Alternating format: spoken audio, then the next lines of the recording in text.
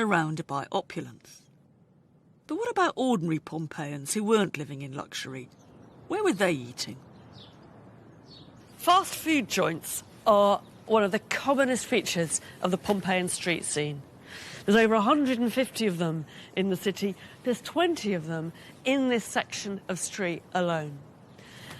There's so many of them that they can't possibly have been for the rich alone. They probably weren't for the rich at all. They were the people who didn't have places to eat at home. They were the people coming in from the countryside, or the people coming in from the port who wanted to get a bite to eat.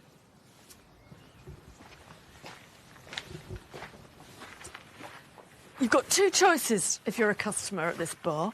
Either you come to the street or to the counter, see what they've got on offer in the dishes here, choose what you want, take it away. Fast food. But if you've got more time, and I guess if you've got more money, because probably like modern Naples, you've got to charge more if you want to sit down, is that you go into the back room and you spend time eating and drinking at a table. I imagine it was pretty crowded, perhaps 6 or 8 tables with people sitting round. And when you got down on the tables, when you were sitting on the chairs at your eye level, were these lovely little scenes of life in the bar.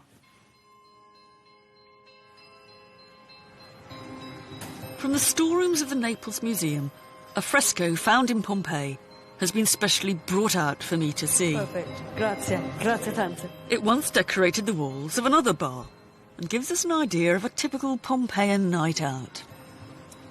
They're very clever, actually, because it's not just paintings, but the paintings have got the ancient equivalent of speech bubbles attached to them. So the little dialogue, a little story develops. And the story is not entirely unfamiliar. After a good few drinks, 2 men get into an argument about a game of dice.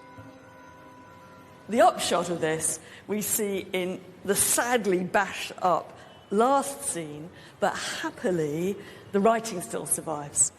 One's saying, "You scumbag, I won," and the other is saying, quite literally, "No, you didn't, you cocksucker."